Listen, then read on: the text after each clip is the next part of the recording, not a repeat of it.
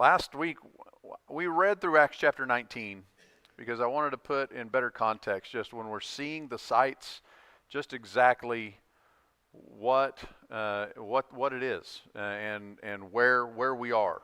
And so, in the middle of the city of Ephesus, as you remember, let me kind of just real quick back.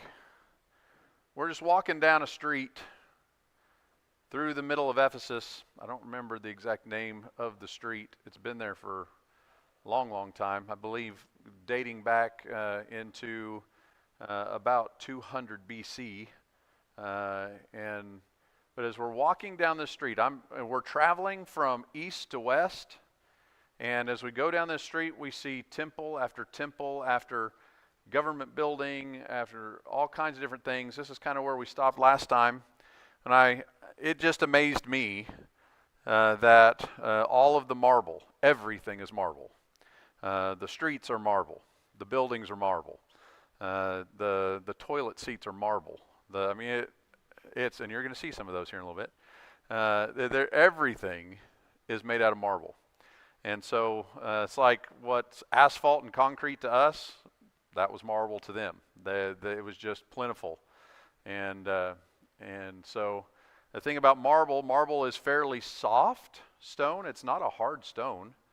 And so there are a lot of places in these roads, Eddie mentioned last week, that you will actually see the wagon or chariot tracks that are in a lot of these roads that are still there.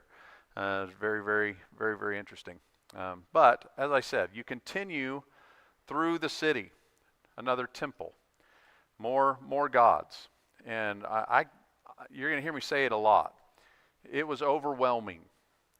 We read about it. We talk about the paganism of the Roman Empire. We see all these things, but when you're standing in the middle of it and you're looking around and you just see the paganism. And this was their life. This was their culture. This was everything to them. It's astounding. And it really makes you appreciate the Christians that lived at that time and what they were going through, what they lived and dealt with.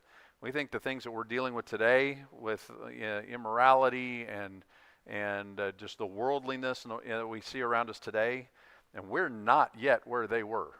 And so now we may get there. We're moving in a pretty quick pace right now, but what they were dealing with was incredible. And so I took a picture of this. This is interesting. You notice there on the left, this is the same stone. One is the front of it, one's the side. It was sitting outside of a building that they refer to as, let me see if I find my word here, an Asclepian. That is a term for healing or healer. Actually, it's the god of healing is Asclepius, the Roman god. But that on the front of you notice, it's a pole with a serpent wrapped around it, which is this. It's the image that is still today used in the medical world when we see that symbol. I don't know what it's called. Any of our medical people? What is it? Cadusa? Okay, is it referred to as an... okay, very good. On the side of this, which is on the right-hand side, is carved the god, I believe it's Hercules, is on the side of that. But they're not sure if this is the location where this originally was. It is right outside of a building that they believe would have been possibly a place of healing. And so just kind of an interesting find there in that area. This is Asclepius, a marble statue of Asclepius, the god of healing and health. As you're going down the street, we run into this area, and there's not a lot of this left, but what they have found of the Temple of Domitian. So we talk a lot about the worship of Roman emperors, not just the Roman gods, although the Roman emperors believed they were gods. And so here we see one of the temples that was found to the Emperor Domitian. And like I said, there's not a lot that's there. There is some of it that's there.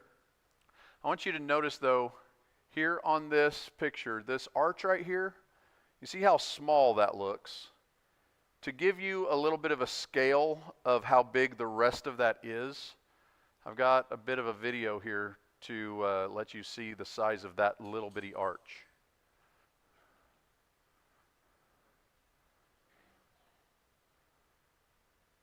So this place was massive.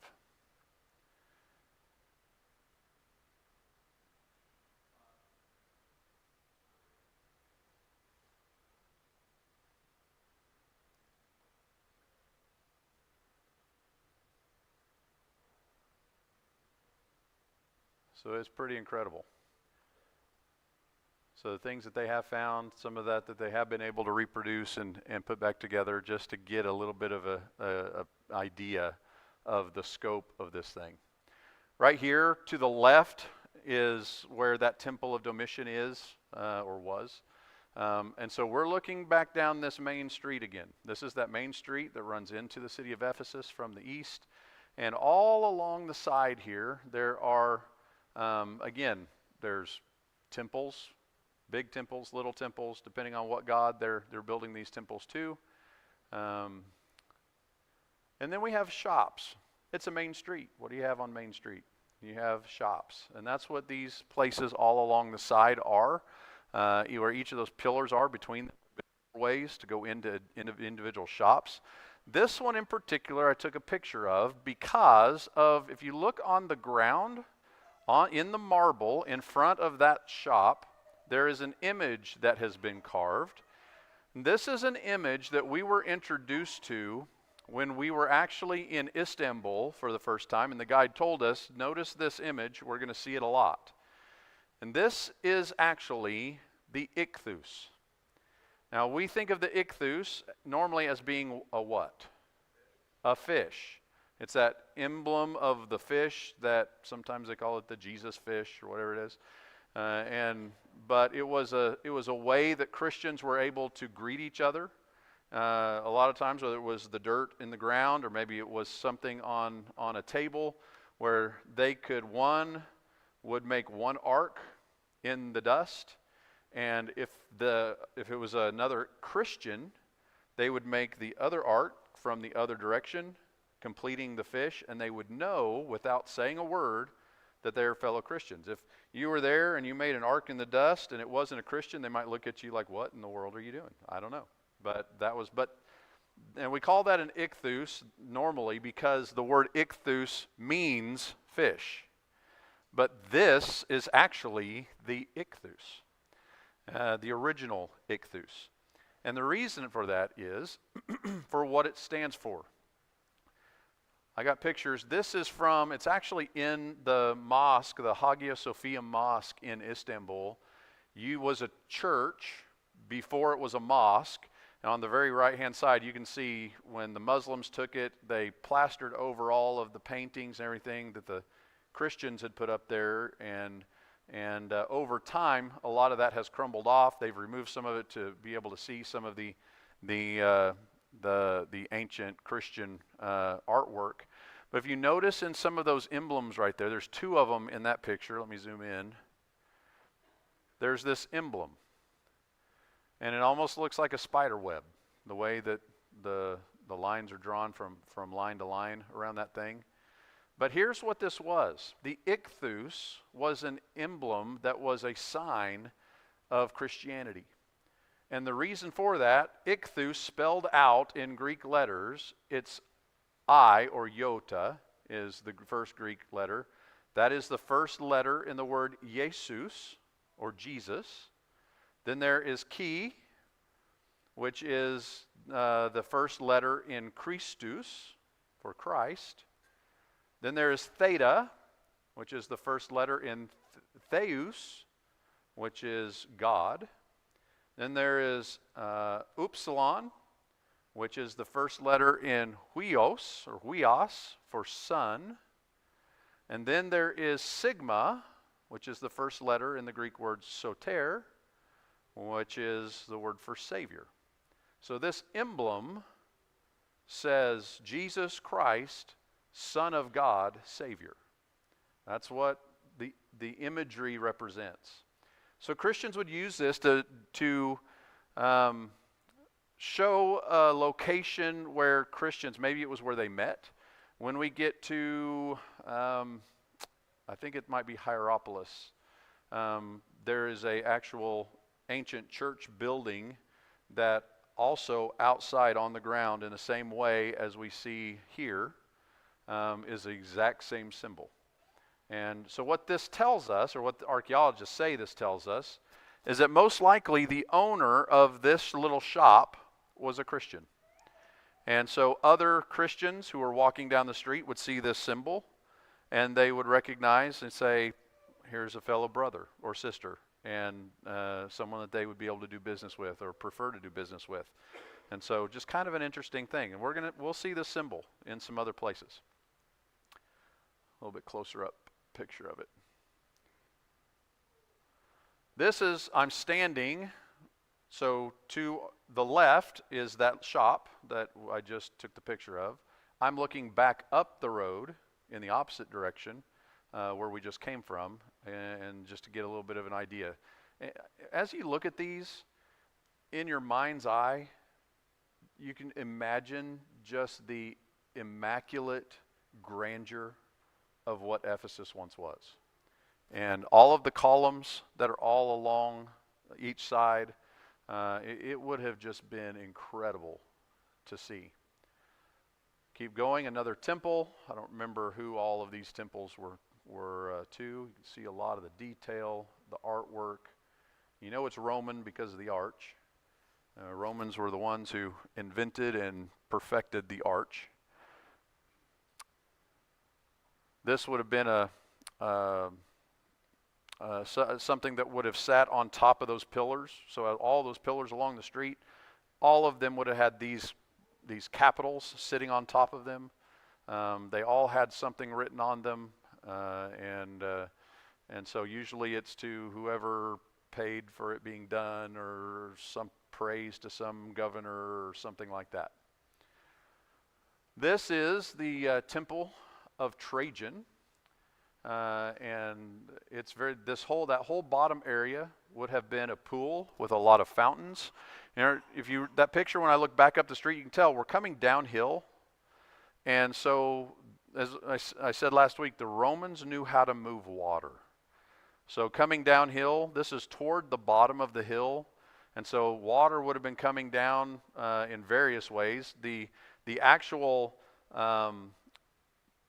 really literally pipes, you saw the clay pipes last week in a picture, they ran under the street, under the road, so they could remove stones from the street to get in to repair pipes, the stone pipes. That was one of the ways that they moved water. But there are a lot of other ways, obviously aqueducts and things like that. But this would have been, here's a drawing of what they think this probably would have looked like when it was all together. I'll show you back to that again. Just incredible. All marble. I don't know.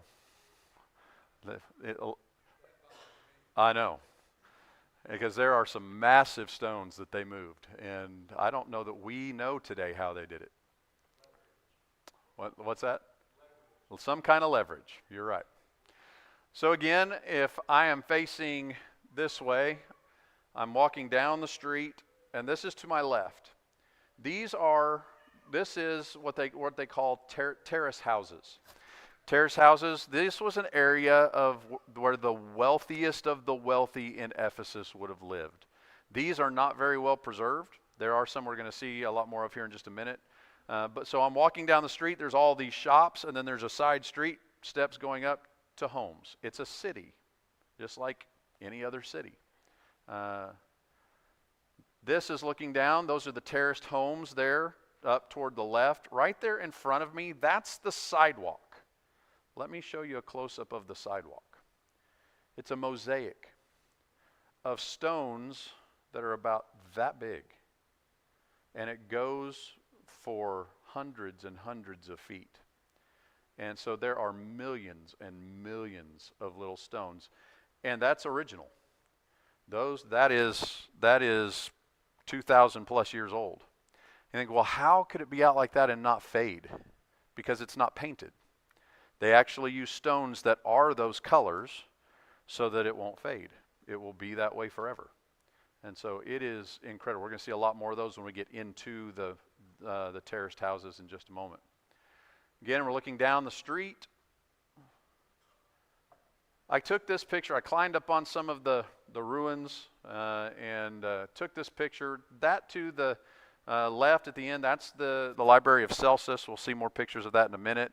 But I wanted to get this overall view because to the right, in this area over here, this is what is known as the Agora. Keep that word in your mind because every city we're going to see, we're going to talk about the Agora.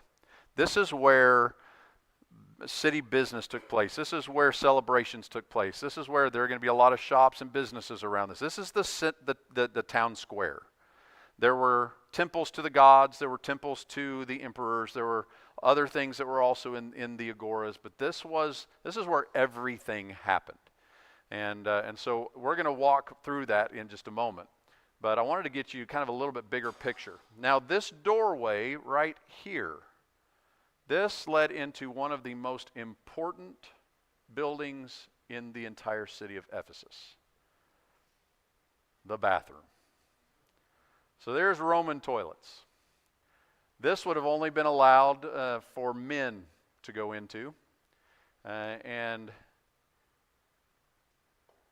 it was interesting. It's roped off, so I wasn't able to try it.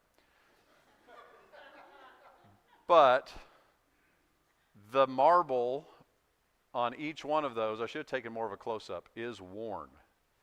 These were well used. And so that is the Roman bathroom. And yeah.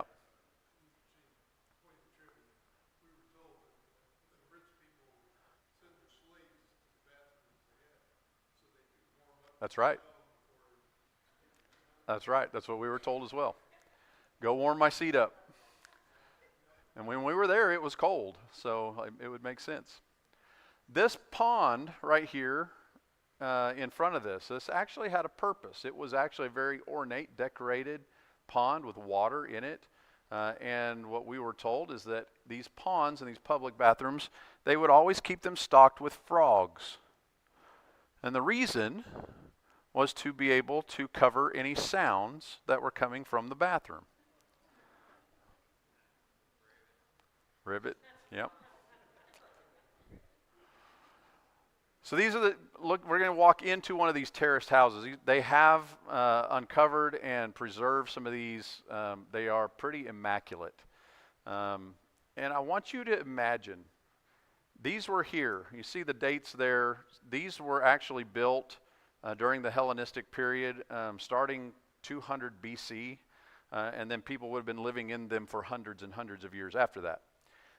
And so these homes were here when the Apostle Paul was evangelizing the city of Ephesus. These homes were there when the Apostle John was in Ephesus. These were all there. When Acts 20:20 tells us that Paul, he spoke publicly, but he also went from house to house. I couldn't help but in my mind wonder, was this one of them? You know, now these were the wealthy ones, and the wealthy are not the easiest ones to evangelize. So, you know, is it possible? I know the Apostle Paul walked down that street because it's the only one to get through town. But how much he interacted with all these things? Or is there a chance Paul used that bathroom? Probably so. He's human too. And so it's just kind of interesting. He lived there for 3 years. And so that is very, very likely. Just those are the kinds of thoughts I have when I'm looking at all this stuff. This is the sidewalk again. That's going right down the front of the house. Just you see the detail of the mosaics. So we walk inside. They have built a cover over this to protect it from weather. But this is the inside of an Ephesian home. If any of you have read any of the, what's it called? Mark of the Lion books. Any of you ladies? I have read them, and guys, they're really good. It's kind of a novel that most of the ladies usually, if you have not read them, I would highly recommend them. They talk about a lot of the detail of what life was like in Roman society in the first century, and immediately these homes, they painted the picture of what those books talked about brilliantly. And you see the pillars that were there in this home. They have added, obviously, the wooden beams on top. That's what archaeologists do. You notice on those tables in front, they're still putting together puzzle pieces. They find pieces. They're trying to figure out where does that go. They're still trying to figure things out. Where they are missing pieces, they will make pieces that fit so that they are able to construct things. That's what archaeologists do. But most of this is going to be original. As you walk through, that shows a staircase that would have led upstairs, going somewhere, going back. But you start to see some of the artwork. Every room had paintings on the wall that was plastered and then painted. This here almost looks kind of like a little swimming pool type thing. It's not. This would have been like the living room. That would have been a place where the family would have sat, or people would have sat when you had guests come over. That cove in the back is most likely a shrine for the household gods. So they would have had their idols and things that would have been back up in there. Again, Roman paganism, and one of the big areas of the home was for the worship of their gods. Again, just kind of look at some of the artwork and the painting. Again, what's cool is knowing that's 2,000 plus years old. More mosaics on the floor. We talked about the pipes. They had pipes. As a matter of fact, in this home, they had heated floors. They have found the place where they would heat the water as it was coming into the houses, and then pipe through these pipes, and then there were floors laid over top. They had smaller clay pipes that would run under the floors. And so 2,000 years ago, they had heated floors. I don't even have heated floors. And they had heated floors back then. You see another small pipe there, kind of center top of the screen. Another pipe that's running water down to the lower level. They knew how to move water. They were very good at it. More artwork, the mosaics on the floors. This mosaic is incredible.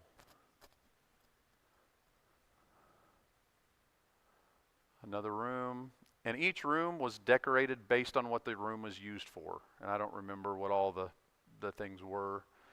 But the floors and the walls, the way they're painted, they knew what they were used for based on how they were decorated. And look at the enormity of this place. More flooring. I was just amazed by the mosaics. This is the women's restroom. So there was a rest bathroom in the house. It would have looked very similar to the one outside, with just maybe a couple or three places to sit. But the women would have used this one. The men would use the one that's right outside the front door. Another mosaic. And in order to keep this G-rated, I don't zoom in on that one. More mosaics. So then we walk outside, but you see the splendor, the wealth of the Ephesian people. We've walked up into this house, multiple levels. We walk out the back door, and this is looking out over in the opposite direction. Behind us is the street we walk down. Out here is the Aegean Sea. The Aegean Sea used to come all the way to here. Back up, actually, over here. Oh. No, it's over there. I can see that one. Over here is the Aegean Sea. Actually, it's way over here. But it used to come all the way to here. And we'll talk about that in a minute, why that's a big issue for the city of Ephesus. I believe it's about a mile to a mile and a half away from the city now. And that caused them a lot of problems. There's Jenny and some other ladies, and they're not sitting on a toilet. There was a nice public bench made out of marble that was right outside these houses. Right across the street to the back behind them, that's where that bathroom was. And right behind where they're sitting is the Library of Celsus. Library of Celsus was completed in about 117 AD. So the Apostle Paul, the Apostle John, they would not have seen it completed. They would have seen this building here, but not the completed Library of Celsus. It is believed, though, because of its location and a lot of its tradition, but they do believe that this may have been the previous location of the school of Tyrannus.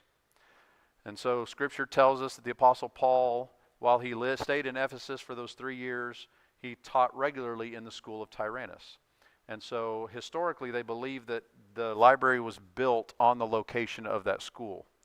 So that was a pretty cool thing to think that this was a place that we knew that Paul could have been. Over half of the original fragments of the front of this library have been found. And again, archaeologists then go in and they make up the difference of the pieces that they don't have so that they can reconstruct it. This was the third largest library in the ancient world. The two ahead of that, one was the library in Alexandria. The second one was the library in Pergamum. Pergamum actually had the largest library, bigger than Alexandria. They said about 12,000 scrolls were in the library of Pergamum. And when we get to Pergamum, I will show you the location of where that library was. On this, if you notice, it's kind of hard to see, but walking up to it, this is a staircase made out of, guess what? Marble, yeah. And on one of these stairs is carved a menorah. And there's graffiti like this. This is what they call graffiti, when they carve things into stone like this that wasn't supposed to be there. And so this is evidence of the Jewish population people that lived in the city of Ephesus. And you'll see things like this. You'll see the little emblem for Christians. You'll see menorahs. You'll see other things that will be symbols of showing that different people were there in that area. Acts 19:8 tells us that Paul preached in the gospel in the synagogue in Ephesus. We know that the Jewish people were there. Just some more pictures of the front of this library. So the library's there to the left. These gates, you walk through these gates and you enter the agora that I was talking about just a little bit ago. I have a little bit of a wider view so you can see. So the library, these two gates. Here's the road that we just walked down. This is the road that's leading to the theater that is right here. And so this is the agora. You can fit probably about 6 football fields in that area. And you notice the double columns, a row of columns here, a row of columns here, double columns all the way around. It would have been unbelievable to see when it was all standing. Ephesus suffers a lot, still to this day, from earthquakes. And there's a lot of, even in their history, ancient history, of how many times they would have to replace statues and replace parts of buildings and things like that because of the earthquakes in that part of the world. But they had a lot of marble to be able to replace stuff with. So this, then I've walked through those gates. Those gates are behind me now. We're looking down this side street, and along the right-hand side are more businesses.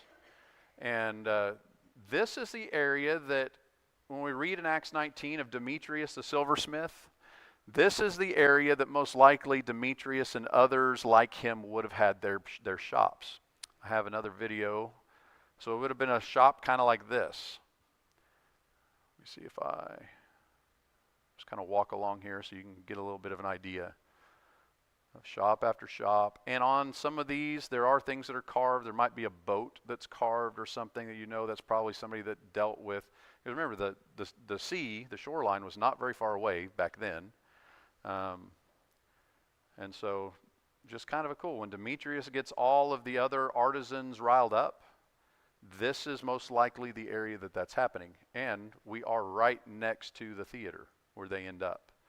And so I apologize for my finger being in front of.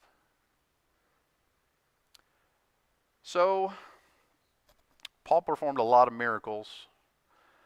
He got a lot of attention, and he was probably in favor with a lot of people. But he was not in favor, as we know, with those that were worshipers of Artemis, especially those that were making the idols of Artemis to sell to people to take home with them. This is, and it doesn't look like it in this picture because of the way I took the picture, but this is the idol of Artemis that was originally in the temple of Artemis in Ephesus that was discovered, and this is 9.5 feet tall. And like I say, I used a panoramic way of taking this so it doesn't look that big. But it was massive, this idol. She's depicted in a tight-fitting attire with many species of animals carved into her body. What I thought was really cool is one of the most common creature that appears on her is a honeybee. And you see a couple of them there. For a long time, it was believed that this image of her, that her torso, they believe, was covered with multiple breasts, signifying the idea of fertility. However, experts now, they've kind of changed their view of this.